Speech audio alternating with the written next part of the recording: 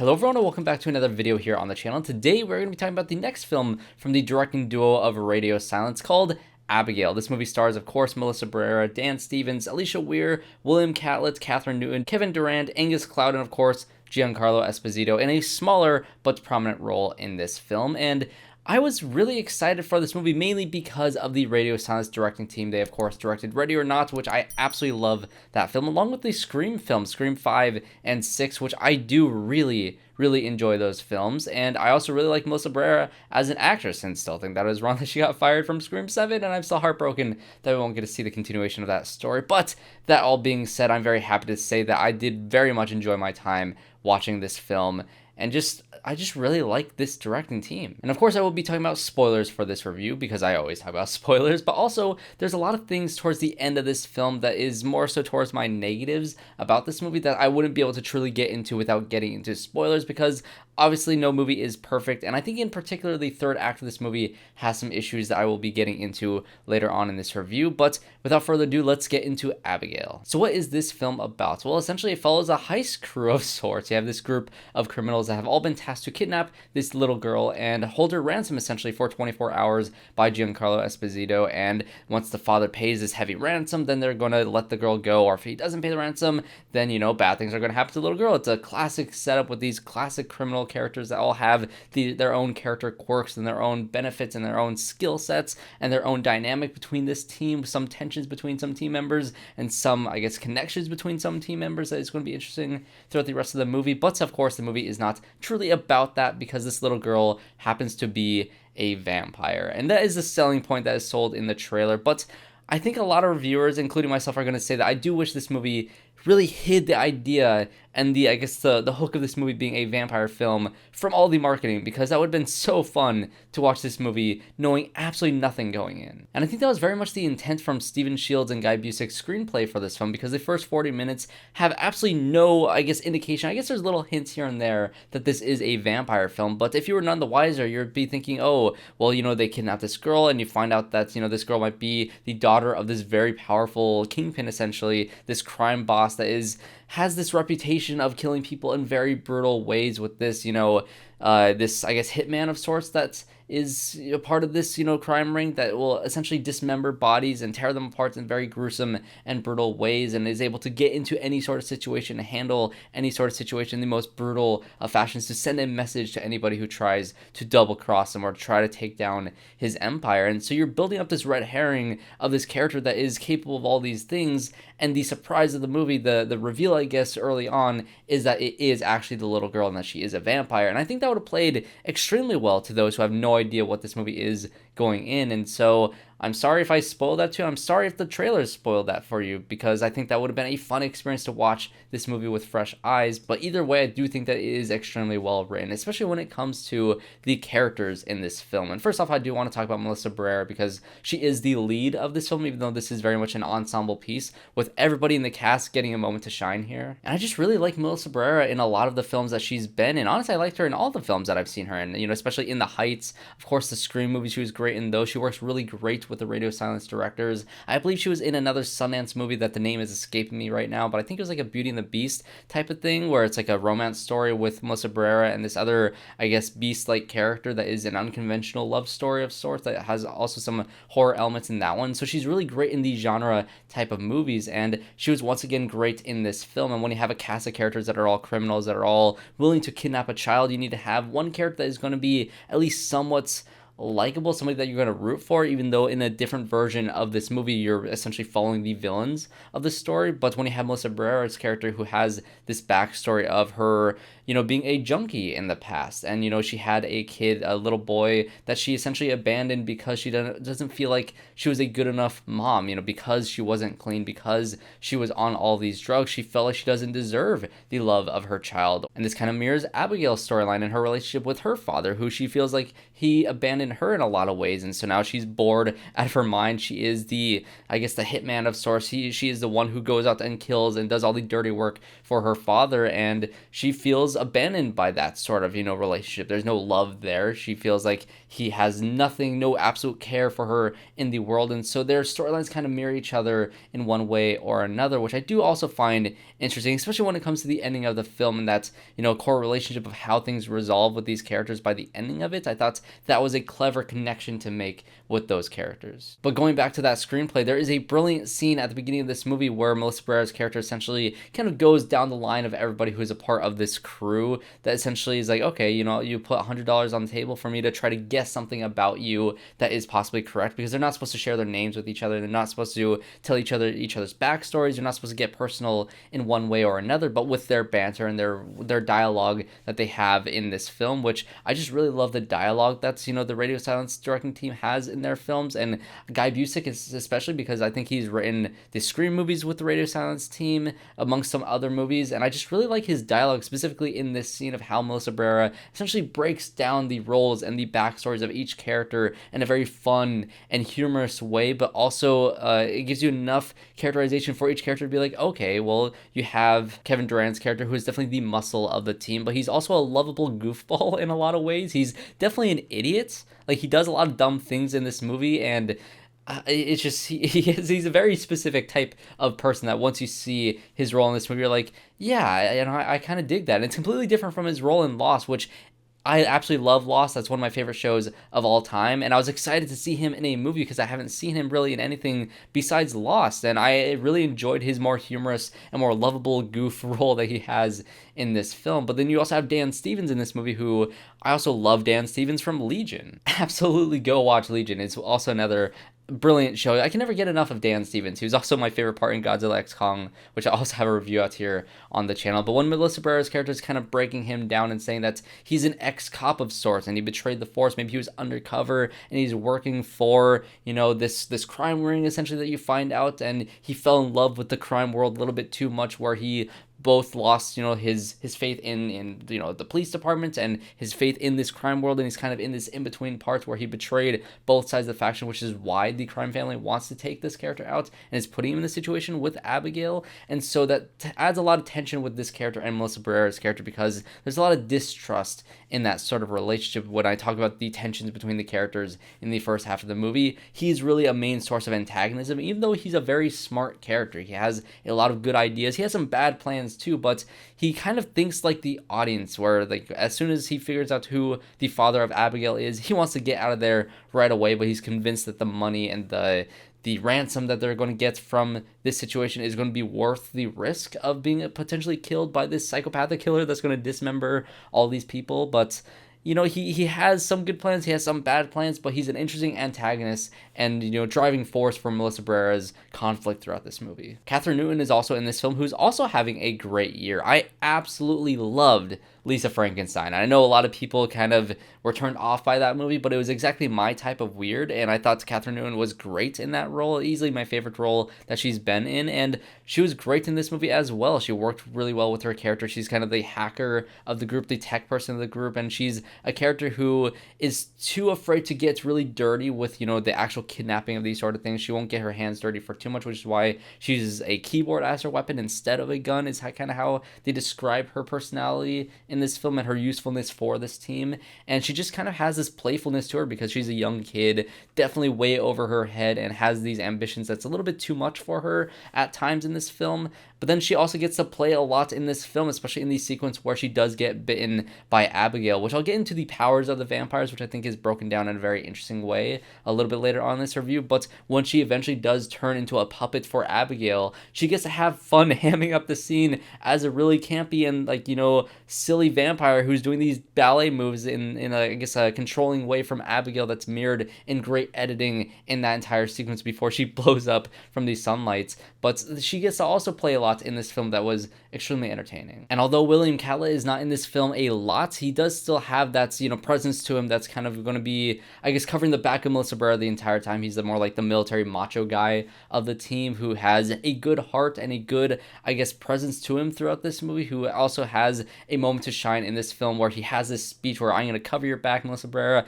I'm going to do everything. We're going to get out of this situation alive. You're going to go that way. I'm going to go this way. We're going to wrap around the house. And we're going to find the cause of all this pain that is, killing all these people in this mansion. And then he dies immediately after that. I thought it was pretty funny. And I also loved his codename being Don Rickles, of course, the great voice of Mr. Potato Head in Toy Story. Love to see that in this film. That reference was definitely an interesting one for this movie. And then Angus Cloud being kind of the stoner, goofy guy, the getaway driver of the team, who I believe he passed away recently. I believe he passed away like shortly after wrapping on this film, and so the movie is dedicated to him by the end credits. But he also had a great moment of scaring Kathryn Newton's character in her bedroom, which I thought was extremely funny. He had a lot of great laughs for the first half of this movie, but unfortunately he was the first one to go in a very brutal way, with Kathryn Newton finding his body in the basement with his head just kind of rolling off, which was another great laugh in this movie. This movie has a sense of humor to it that's the radio silence team has a lot in Ready or Not and Scream specifically that this movie does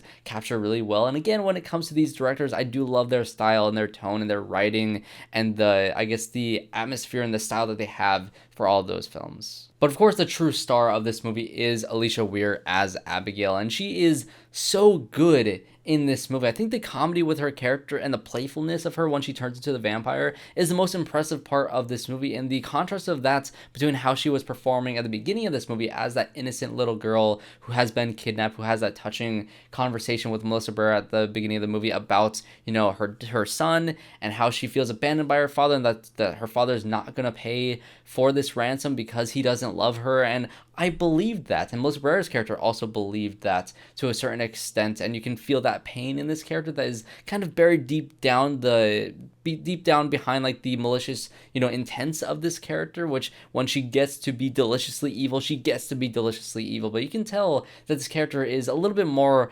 complex than just a vampire that loves eating people, which made her a compelling character throughout the entirety of this movie, because a lot of these people that they lured into this mansion, they're not necessarily good people. They kind of do deserve to be taken out by this vampire in very brutal ways. But then you're also rooting for Melissa Barrera in this movie to try to get out of this situation because she needs to try to get back and reconcile with her son. And so I believe that core, I guess, heart of this film being Melissa Barrera and being Abigail's character in this film as well, I thought worked incredibly. And of course, this being a more tongue-in-cheek kind of self-aware vampire movie, you're going to have a lot of great moments where these characters are debating how vampires work in this world, which was very reminiscent of Avengers Endgame, of them trying to figure out how time travel works. It's like, is it Back to the Future or is it Hot Tub Time Machine? Is it going to be Twilight, or is it going to be the classic vampire storyline where garlic is going to kill them, or a stake through the heart is going to kill them, or do I need to get sunlight to kill her? How in the world do we take out this vampire? What's real and what isn't in a world where these characters know the lore behind vampires in pop culture, which I thought was a very fun way to play on a vampire storyline, which I just had so much fun watching that. There was a great sequence with Dan Stevens, Kevin Durand, and Kathryn Newton all go after Abigail, where Melissa Barrera is like, I want nothing to do with this. I'm not getting anywhere near her at this point in the movie. But of course, they want to try to kill Abigail, and they go confront her when she's dancing in this little stage area before she goes absolutely insane and like stabs Kevin Durand with like the little tiny crucifix, which must have hurt so badly, being like stabbed by a little tiny blade over and over and over again, or being stabbed in the leg by the stake, or having Kathryn Newton jump on her with the garlic and the garlic doing absolutely nothing to her.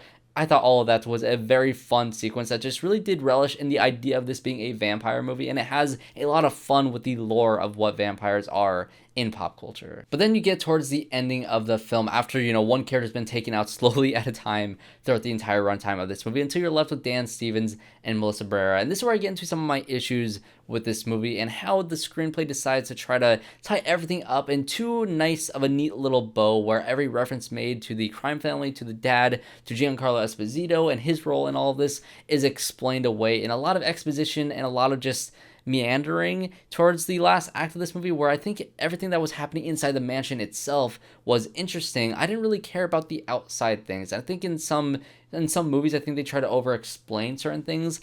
I honestly didn't need to see Giancarlo Esposito again throughout the entire rest of this movie. But of course, they go through a secret passage and they find him, and he's also been a vampire this entire time. And apparently, he was turned a couple years prior, and he has this idea to try to convince Dan Stevens' character to turn on Abigail and to turn on this entire situation to also be turned into a vampire by Giancarlo Esposito, so the both of them can kill Abigail, can kill the father, and take over this entire crime ring. And this is when Dan Stevens' character is turned into a vampire, which I'm honestly not sure how I feel about that situation, because of course he has been a source of antagonism for Melissa Barrera's character throughout the entire runtime, but at a certain point, I was kind of rooting for them to somehow get out of this situation together because of their differences. And if this situation, this high tense situation with this vampire, can bring these two people on vastly different, mindsets, vastly different opinions on how things should be done, if that can somehow bring them together in a way to fight together, I think that could have been an interesting story as well. But for him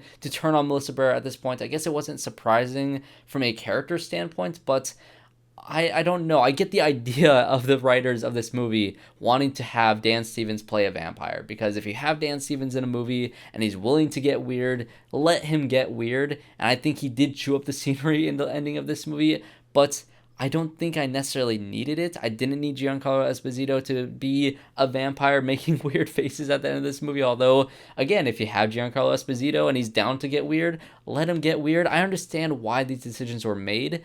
I just it's not where I thought the movie was going to go, and I still don't know how I feel entirely about that until I give it a second watch. And then you get the entire last fight where you have Abigail weakened but needing the help from Melissa Barrera to take out Dan Stevens as now the main antagonist of this film. And I think the action was good. I think the vampire fighting was interesting to watch on screen, but I couldn't help but feel like it felt a little anticlimactic when Abigail seemed to be the whole goal of this movie, is to take out this little girl, and now we've turned our attention to a different character entirely. Again, on second watch, knowing this is the direction the movie's going to go in, maybe it would work better on second viewing, but as this first watch, again, it just felt a little bit like I was fighting myself to enjoy watching what was on screen, to enjoy watching Dan Stevens ham it up as a vampire, but I just felt a little bit underwhelmed. And then when Abigail and Melissa Barrera team up and they take out Dan Stevens, he's finally gone, and you have a moment where they kind of look at each other, and Abigail is actually going to let Melissa Barrera go. All of a sudden, then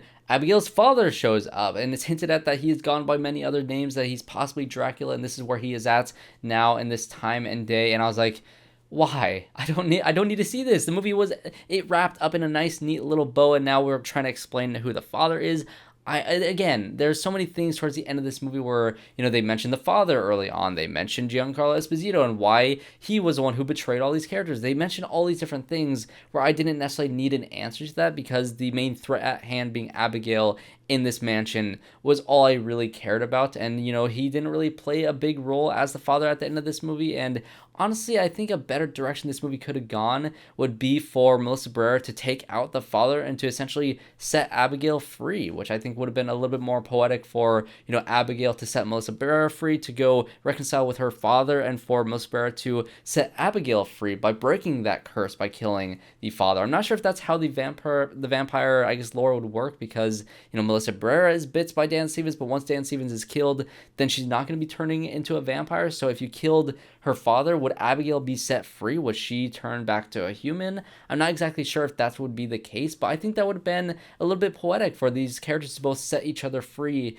in a way that would be mutually beneficial, to give a reason for, her to let Melissa Barrera's character go by the ending of this movie.